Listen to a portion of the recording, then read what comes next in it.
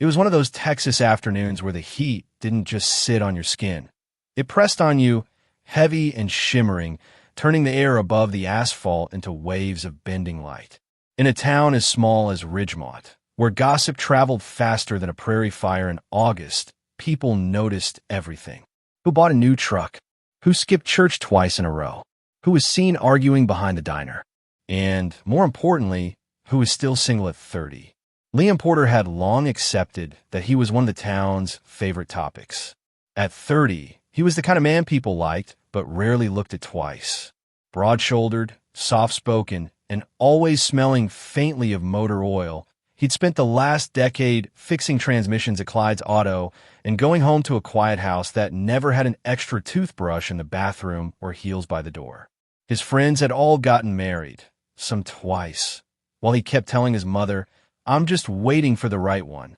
Truth was, he didn't know if the right one even existed for him anymore.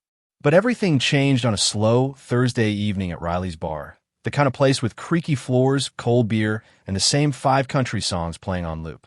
Liam had stopped in after work, dust still clinging to his jeans, sweat darkening the collar of his shirt.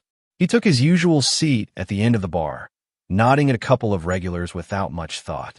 Then the door opened, and the room shifted. A woman walked in. No, glided in, like she'd stepped out of a different world entirely. The jukebox lights caught the soft gold in her hair. Her skin seemed to glow in the dusty air, and her laugh, light, warm, cut through the bar like a spark. Every head turned. Conversations died mid-sentence. Even old Pete, who barely noticed when the Cowboys lost, nearly dropped his beer. She looked no more than 25, maybe younger. Tight jeans, soft curls, eyes that shimmered with something playful and mysterious. She took a seat at the bar as if she'd been there all her life, but everyone knew they'd never seen her before. Everyone noticed, but she noticed Liam. Their eyes met, just for a second, and the corner of her lips curved. Liam froze with his beer halfway to his mouth, suddenly aware of everything. The grease under his nails, the frayed cuff of his sleeve, the way his heart thumped against his ribs like a man trying to break out. She introduced herself as Isabella. Just Isabella. No last name. No details. But with every word she spoke, Liam felt something loosen inside him, some grip he hadn't realized loneliness had on his heart. She told him she had just moved from out of state, wanted a quieter life, a fresh start. She said she liked men who worked with their hands, men who didn't need to brag or show off. And she said it while looking straight into his eyes, like she wasn't just talking about a type. She was talking about him. Liam didn't remember finishing his beer or how long they talked. Hours, maybe. Long enough for the regulars to whisper. Long enough for the bartender to raise an eyebrow. Long enough for the small town to start forming its own story.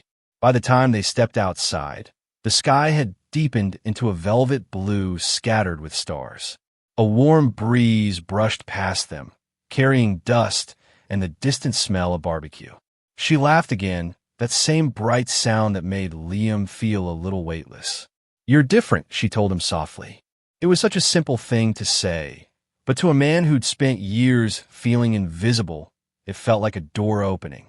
Over the next few days, people saw her everywhere, riding in Liam's old pickup, leaning against him at the farmer's market, sharing milkshakes at the diner like 2 teenagers who didn't care who was watching. Ridgemont buzzed with envy and curiosity.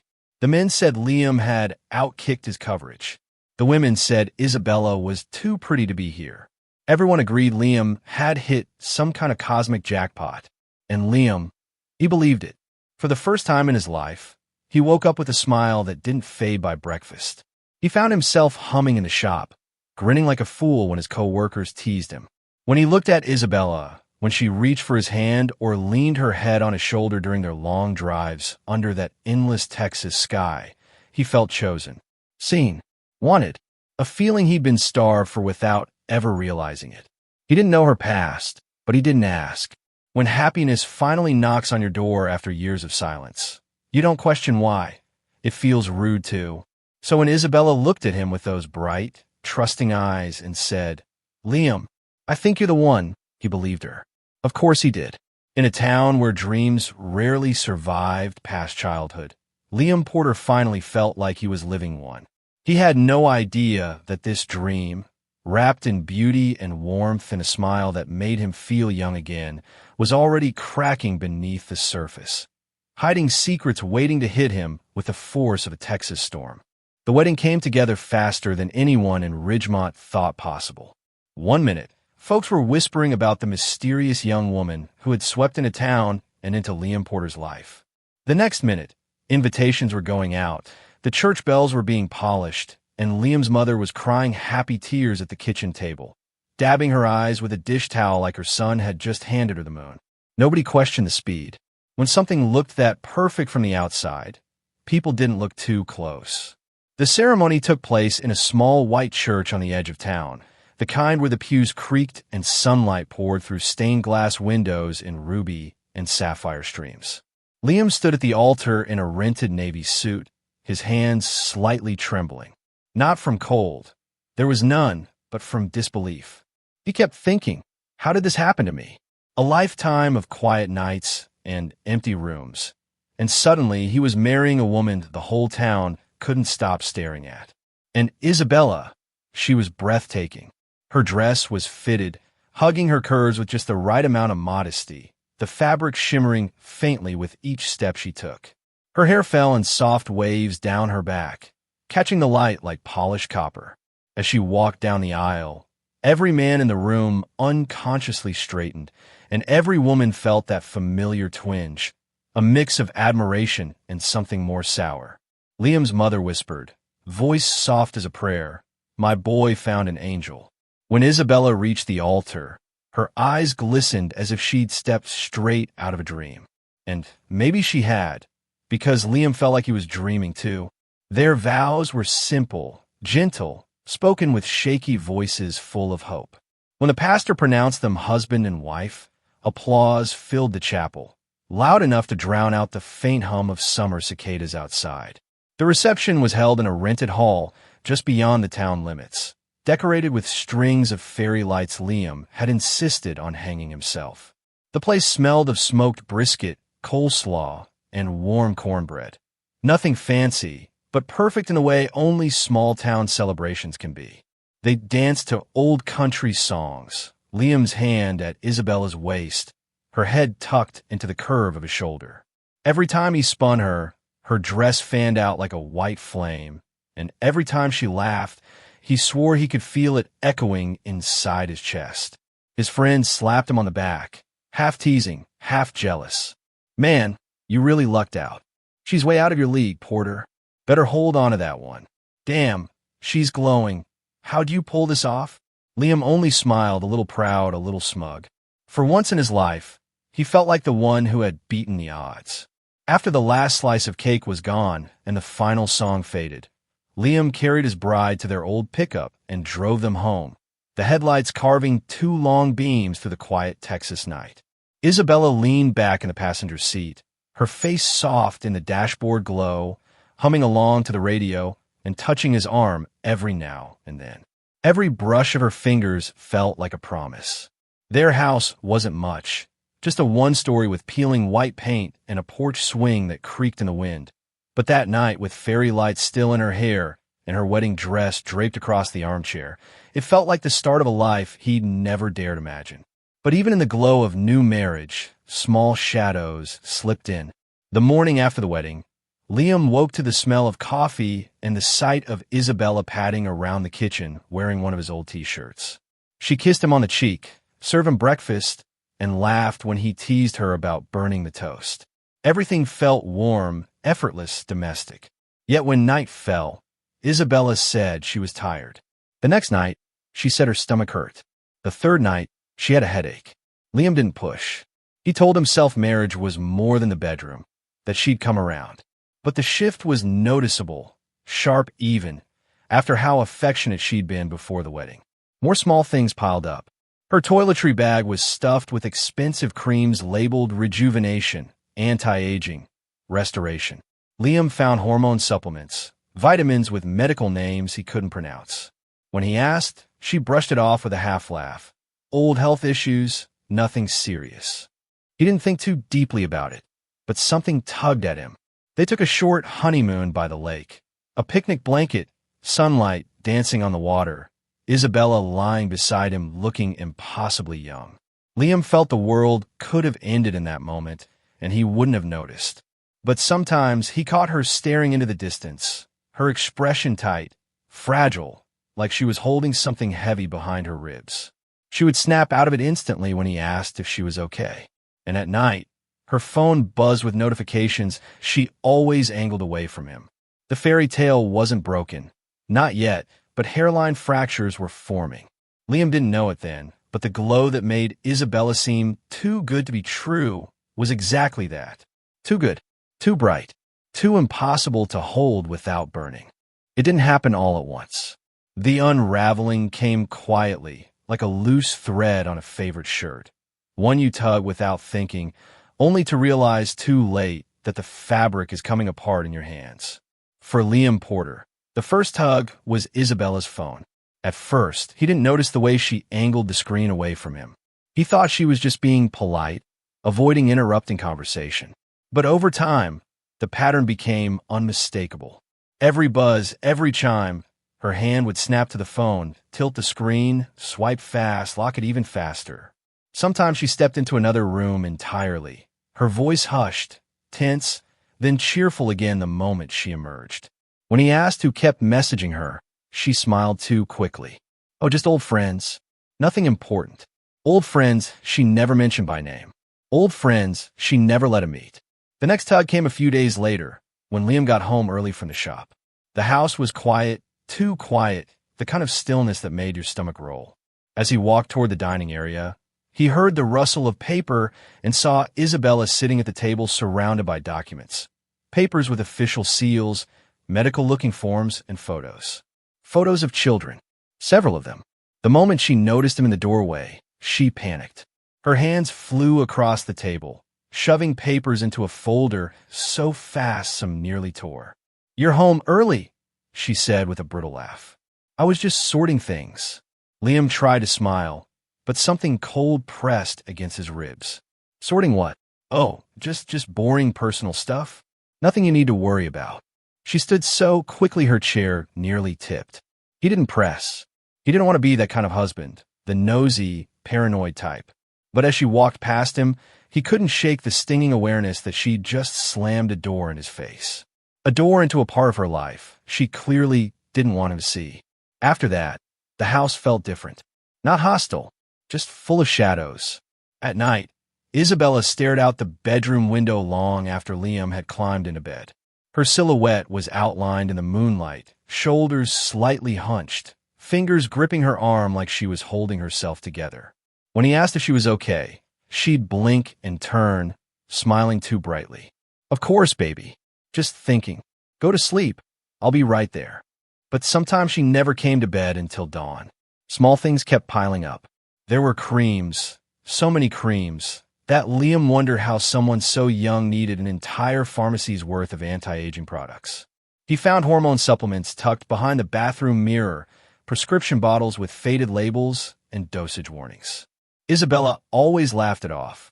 "Oh, I've just had some old health issues. Nothing big, I promise." But the older the explanations, the younger she claimed to be. 25-year-olds didn't need cellular renewal serum or estrogen boosters. Then there was the matter of her past. Whenever he asked about her family, the light in her eyes dimmed just a little. "My parents are gone. My siblings, well, I don't really talk to them. Friends? Not really anyone worth mentioning." She shut every door behind her, leaving Liam standing in a hallway of unanswered questions.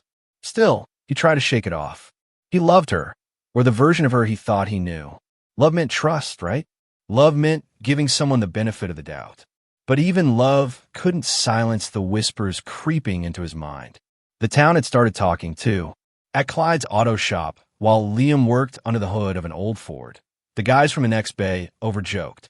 "Women that find don't just land in Ridgemont for no reason." "You sure she's not hiding something, Liam? You don't find a woman like that without a catch." He laughed with them, but their words dug deep, finding the spots already tender.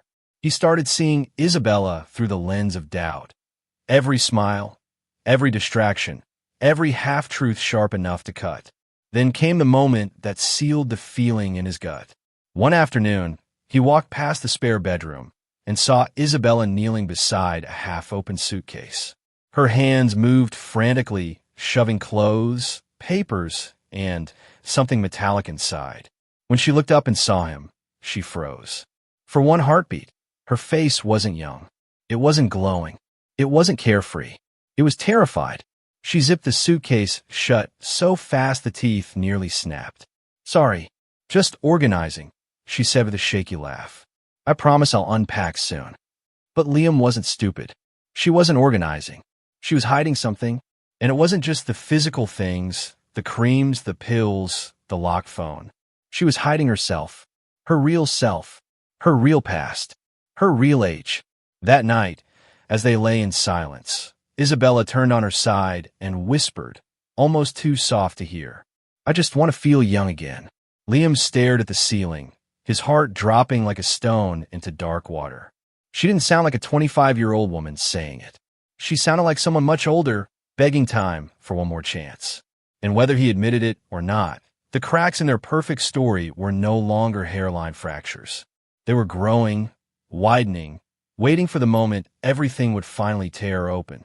The 7th morning of their marriage began like any other. Sunlight slipping through thin curtains, cicadas buzzing outside, the smell of coffee lingering faintly in the kitchen. But the house felt different. Too quiet, too still, almost like it was holding its breath. Isabella had left early, saying she needed to run errands. Her voice had been sharp, rushed, as if she couldn't wait to get out the door. Liam watched her drive away, a knot tightening in his stomach.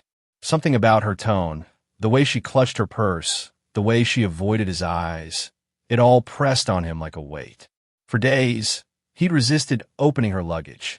He'd told himself it was wrong, that trust mattered, that this was just newlywed anxiety. But that morning, the whisper of doubt became a roar. He stood in the hallway outside the spare bedroom, staring at the stacks of neatly arranged suitcases. They'd been sitting there since the wedding day, untouched. Isabella had been strangely protective of them, always saying she'd unpack later, always moving them away when he got too close. Now she was gone, and the silence gave him permission. His heart thudded against his ribs as he walked into the room. The air felt thick, like it knew something bad was about to happen. He reached for the largest suitcase, the one she had snapped shut the other day, her eyes wide with fear when she caught him watching. His hand hovered over the zipper. For a moment, he hesitated, but then he remembered her late-night phone calls, the creams, the hormone pills, the paperwork she hid, the way she jumped whenever the past was mentioned. He pulled the zipper. The sound sliced through the room like a blade. Inside, neatly folded clothes lay on top. Dresses he'd never seen her wear, outfits far more mature than the trendy style she'd flaunted around town. Beneath them was a thick folder bound with an elastic band. Liam's breath caught. He opened it. The first page stared back at him like a slap across the face. A birth certificate, then another, and another. 6 in total, each with the same mother's name, Isabella Ruiz. Each with a different father, ages ranging from 7 to 24. Liam felt the room tilt. A cold sweat broke across his brow. 24 years old. She had a child nearly as old as the age she claimed to be. His vision blurred for a second. He blinked hard, gripping the edge of the bed to steady himself. Each birth certificate was a blow, each date another kick to his pride, his trust, his sense of reality. With trembling hands, he reached inside the folder again. This time he pulled out a driver's license. Isabella, smiling stiffly at the camera. Except the birth date told a different story. She wasn't 25. She wasn't even in her 30s. She was 48. 48 years old. 23 years older than she claimed. The breath punched out of him. He dropped the license onto the bed and stared at it, as if it might suddenly change. But it didn't. It was real. The photo was real. The date was real. The truth was real. He dug deeper, desperate for something, anything that might soften the blow. Instead, he found divorce papers, school photos of her children, Old utility bills under a different last name. A faded Christmas picture of Isabella surrounded by 6 kids, her face fuller, older, tired. Looking at the woman in that photo was like looking at a stranger. Not the glowing, youthful beauty he'd married. Not the woman who had danced in his arms under fairy lights. But a mother, a woman who had lived an entire lifetime before ever stepping foot in that Texas bar. A lifetime she had buried.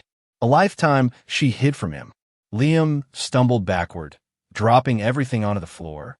His knees hit the carpet, and he stayed there, gasping like someone who'd been punched straight through the chest. Shame flooded him, hot and suffocating. All the jokes from his friends suddenly made sense. All the whispers at the diner. All the odd looks from the women in town. They saw what he hadn't. They sensed the lie he didn't want to believe. His wife wasn't 25. She wasn't starting fresh. She wasn't some miracle who'd chosen him out of pure love. She'd lied about everything.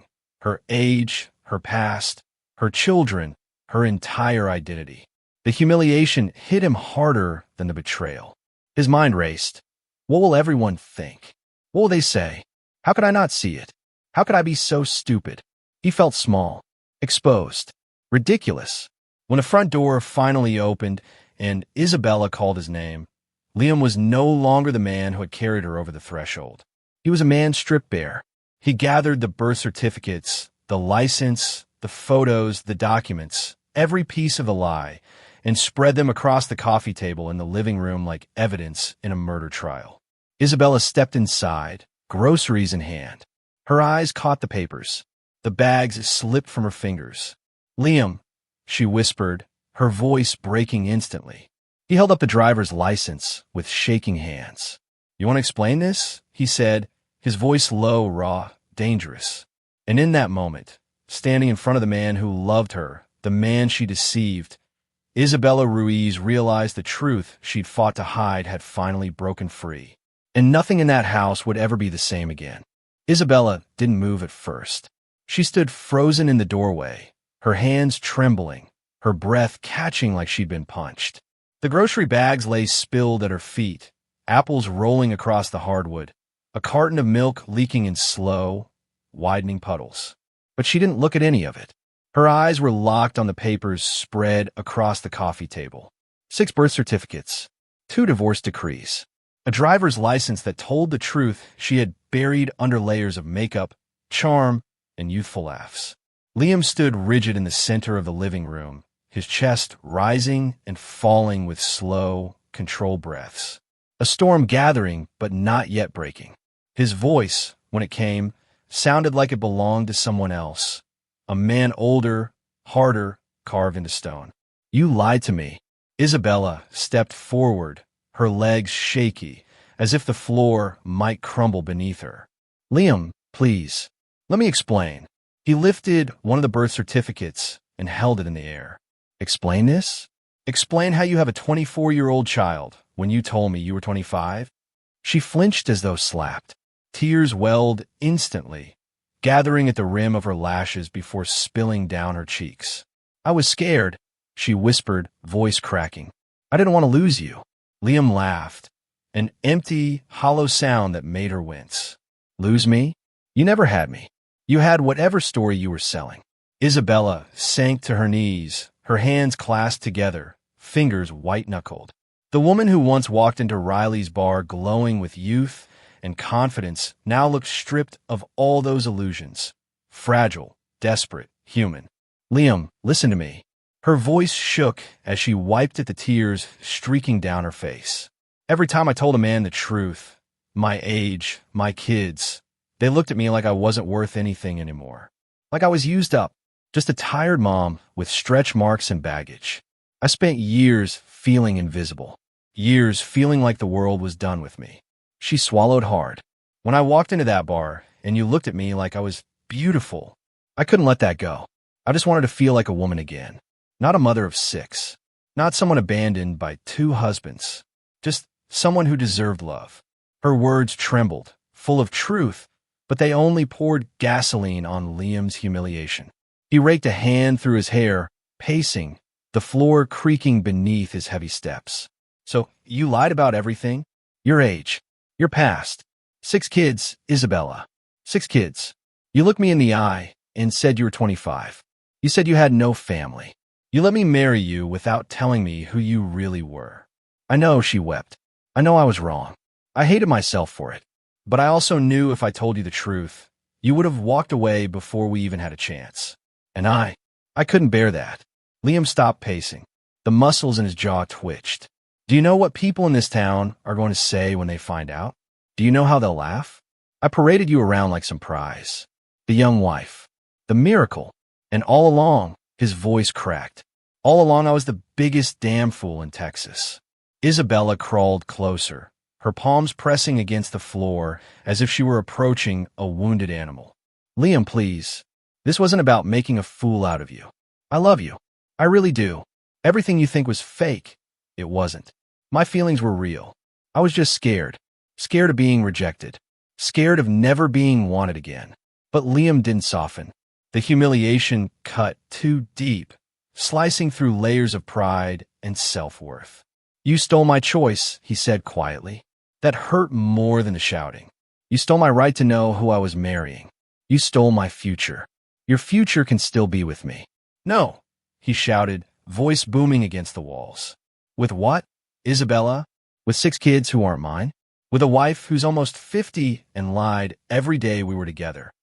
Her sobs grew louder, her chest heaving. Age doesn't change love, she whispered. It changes everything, he snapped.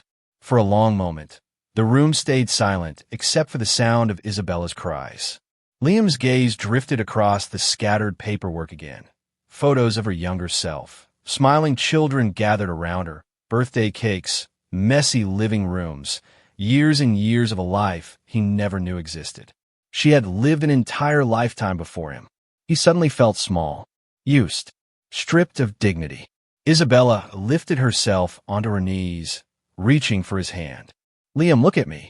Please. I never wanted to hurt you. I just wanted a second chance at happiness. He stepped back, jerking away from her touch as if it burned him. You should have found a second chance with someone else, he said coldly. Not me. Her face collapsed.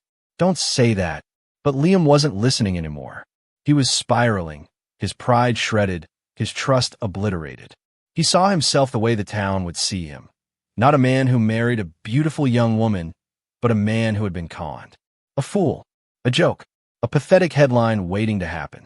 And humiliation has a way of mutating, twisting into anger, then rage, then something darker still. Liam's eyes drifted toward the hallway, toward the gun cabinet. He didn't move yet, but something inside him already had. The house felt too small for the storm brewing inside Liam Porter. Every breath he took seemed to scrape against something raw in his chest. Isabella was still on her knees, clutching her hands together like prayer might save her. But nothing could stop the shift happening behind Liam's eyes, the kind that doesn't happen in an instant, but builds over years of loneliness, pride, and the sudden, violent collapse of everything he believed about his life. He felt stripped, exposed, mocked. You made me a joke, he whispered, more to himself than to her. The whole damn town is going to laugh the second they find out. Isabella shook her head, so hard her hair fell across her face, sticky with tears. No, Liam, listen to me. We can get through this. People don't have to know. We can tell them together. We can start over. Just please, don't do anything stupid. But her words didn't soothe him. They sharpened every edge inside him. Start over. Move forward. Pretend none of this happened. The humiliation was too deep for that. It wrapped around his throat like barbed wire. He stepped back from her reach. His eyes drifted toward the hallway, toward the oak cabinet where his father's pistol rested. A .45 he'd oiled since he was a teenager. A gun that had belonged to a better man. A man who taught him pride mattered more than anything. Isabella saw the shift before Liam even took a step.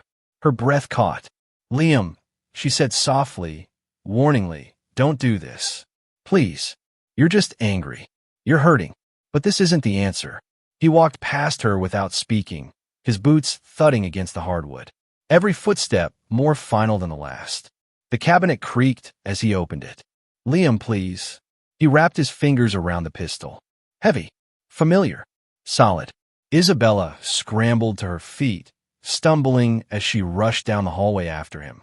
When he turned, gun in hand, she froze. The man standing before her wasn't the shy, gentle mechanic she married a week ago. His eyes were glassy, hollow, eaten alive by humiliation and rage.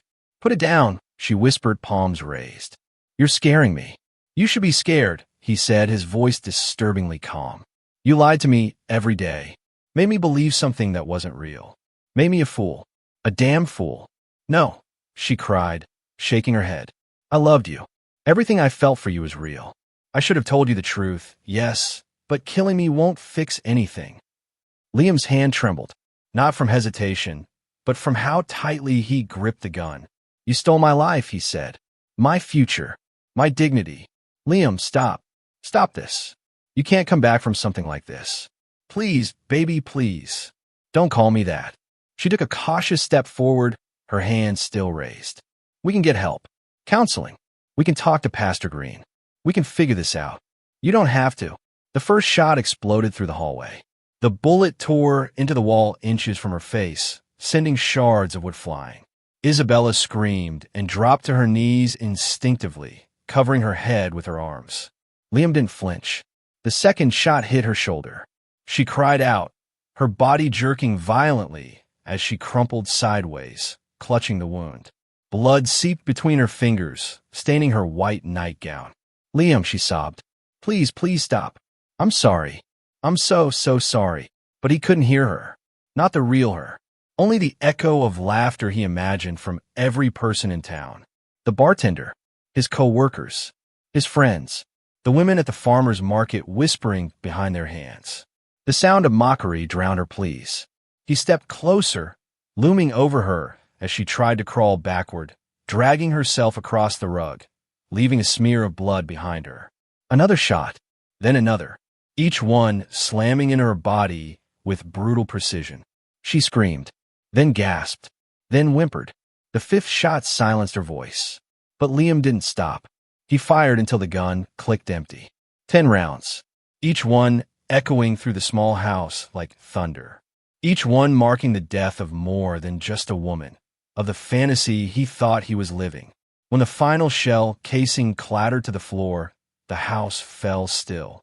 Smoke curled in the air, dancing above the lifeless body that lay twisted against the baseboard. Blood pooled beneath her, spreading across the hardwood. Her eyes were open, glassy, mouth frozen mid-play. Isabella Ruiz, mother of 6, 48 years old, dead in a nightgown soaked crimson. Liam sank onto the floor, gun falling from his hand. His breathing was jagged, uneven, but his voice, when it finally came, was eerily steady. "She lied," he whispered. "She lied to me." Somewhere outside, a dog barked. Then another. Lights flicked on in neighboring houses. Someone had heard the shots. Sirens wailed in the distance, growing louder, racing toward the little white house with peeling paint. Red and blue lights began to wash the walls through the window.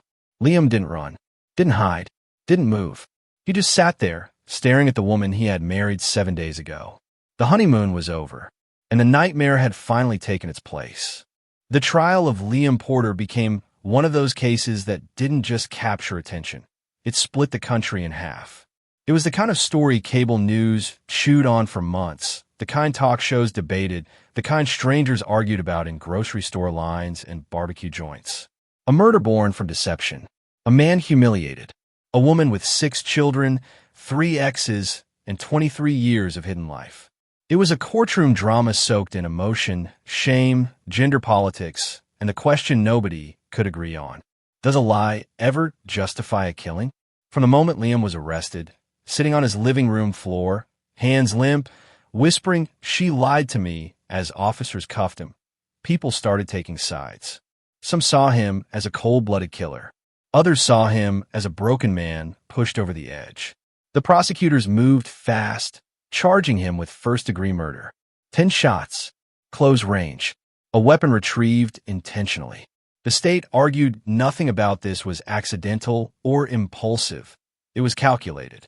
But Liam's defense team painted a different picture, a simple, lonely man emotionally ambushed by the scale of his wife's deception.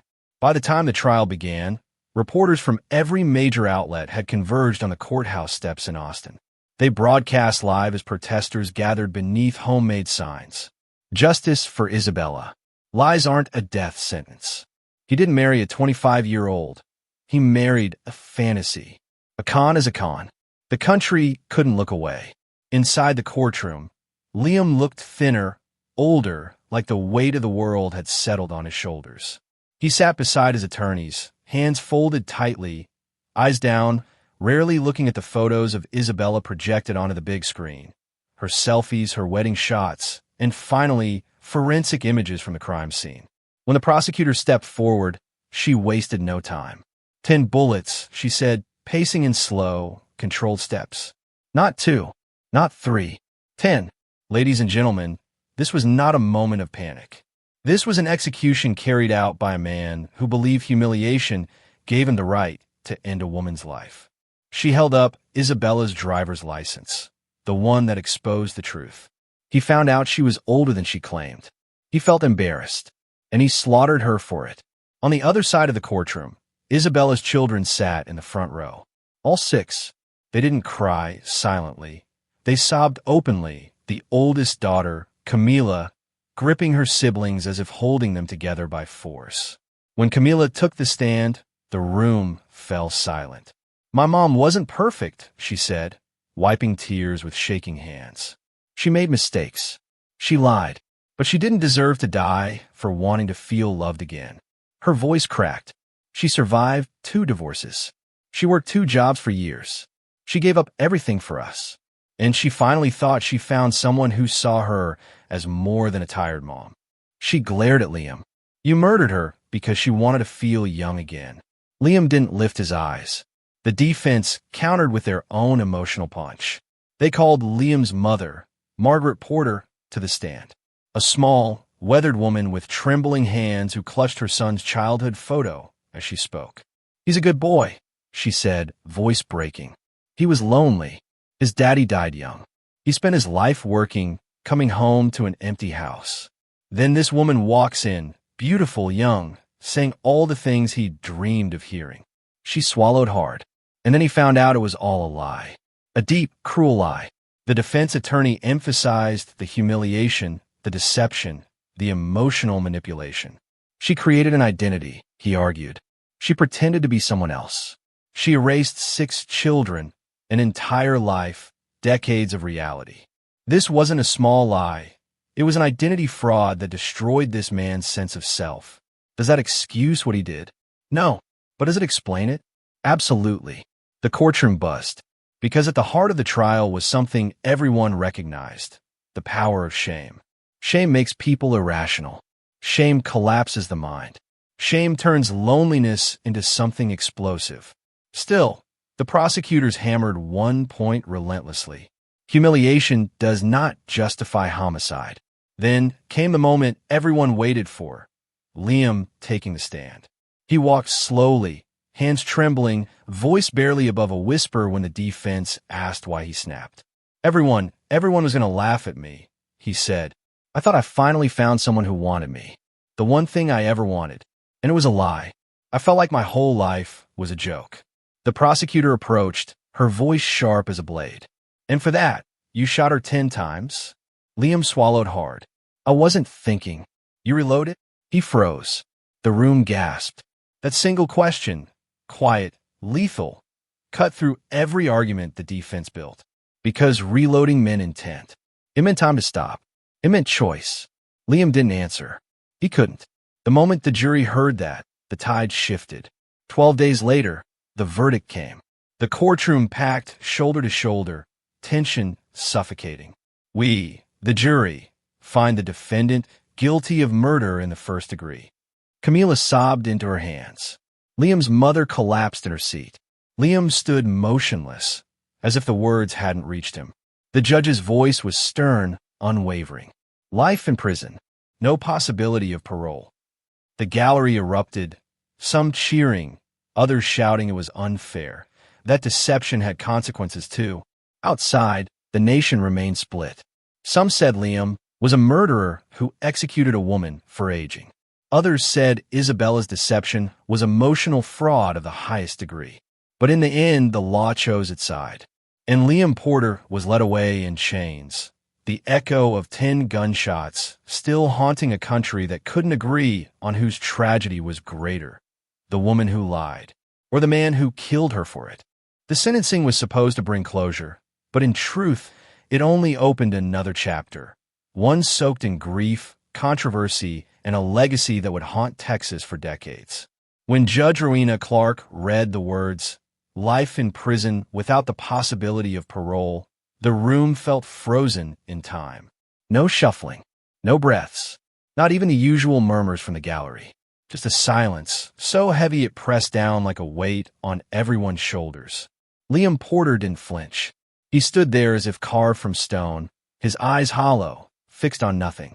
For a man who had once believed he finally found his shot at happiness, he now looked like someone who had abandoned the idea of a future entirely.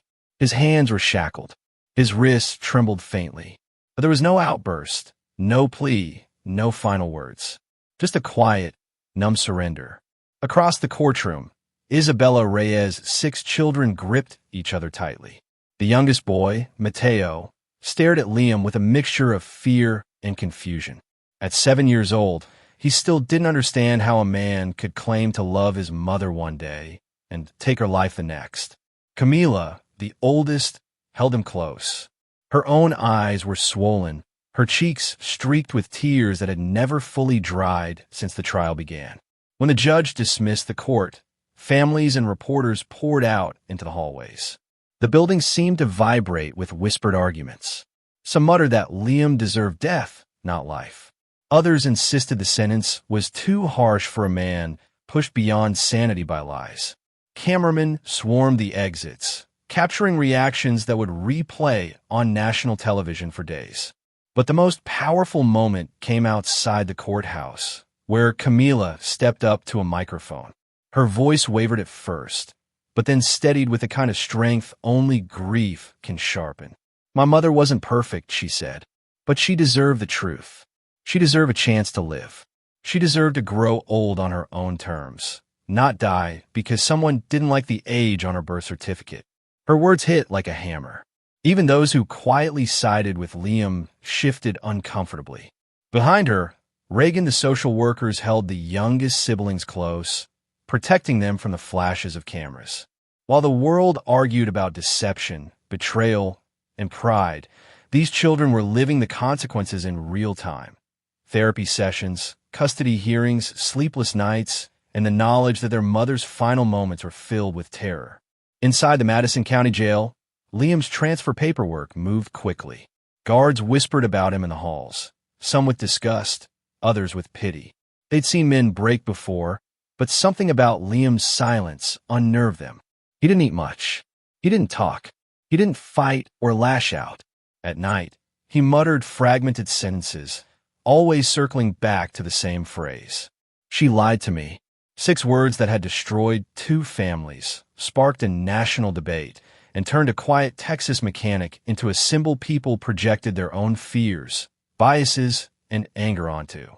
When he arrived at the state penitentiary, prisoners recognized him immediately. His case had been all over the news. "Yo, that's the dude who smoked his wife over her age," one inmate whispered. "That's the fool who married a grandma." Another laughed, shaking his head. And just like that, the humiliation Liam feared most, the ridicule, the mockery, the whispers, followed him inside the very place he'd spend the rest of his life. Irony harsher than any sentence. He kept to himself, ate alone, avoided conflict. But prison has a way of stripping people down to their raw selves. Within months, Liam looked older, thinner, the spark in his eyes long gone. Whatever anger had once fueled him seemed to evaporate, leaving only exhaustion and regret he refused to articulate. Guard described him as ghost-like, a man wandering through days without purpose, as if the world had ended the moment he pulled that trigger. And maybe for him, it had. For the Reyes children, the world didn't end. It cracked. Life became a patchwork of grief and survival. Camila dropped out of community college to raise her siblings. She took a part-time job at a bakery during the day and cleaned offices at night. She became mother, guardian, disciplinarian, and protector, all before she turned 25. Mateo slept with a nightlight for months, terrified of shadows. The older boys acted tough, insisting they were fine, but counselors noted their anger simmered dangerously close to the surface. Their younger sister, Leah, carried guilt she couldn't explain, convinced she should have asked their mother more questions, paid more attention, since something was wrong. They visited their mother's grave every Sunday. Each time, Camila wiped the dust off the headstone with the tenderness of someone who still half expected her mom to walk up behind her humming an old Spanish lullaby. But the community changed too. Couples whispered about their own marriages. Pastors preached sermons about honesty and pride. Radio hosts debated whether deception in relationships should have legal consequences. Social media exploded with arguments, some rational, some venomous, all loud. Documentary crews began circling the town. True crime podcasts aired multi-part episodes dissecting the case. One streaming platform even greenlit a scripted series. The whole world wanted a piece of the tragedy. But in that small Texas town, people saw more than headlines. They saw the peeling White House where 10 shots echoed. They saw the candlelit vigils, the children clutching each other, the haunted look in Liam's mother's eyes. They saw the empty chair Isabella would never sit in again at family gatherings. And they understood something simple, uncomfortable, and profoundly human. A lie may spark a fire, but pride spreads the flames. By the first anniversary of Isabella's death, her children organized a memorial service. Dozens attended. Some cried, some prayed, some stayed quiet, staring at the ground. At the end, Camila placed a single rose on her mother's grave and whispered, "I'll carry your story now." And she did. Schools invited her to speak about domestic violence. Women's shelters used Isabella's story in training sessions about emotional vulnerability and manipulation. Her funeral photo, bright smile, hopeful eyes, became a symbol not just of tragedy, but of the unseen battles millions of women fight. As for Liam Porter, he remained behind steel bars, living each day in the stark aftermath of his own rage. No more arguments, no more justifications, no more fantasies about what could have been. Only a lifetime to face the truth. A marriage born from lies had ended in blood, and its legacy would outlive them both.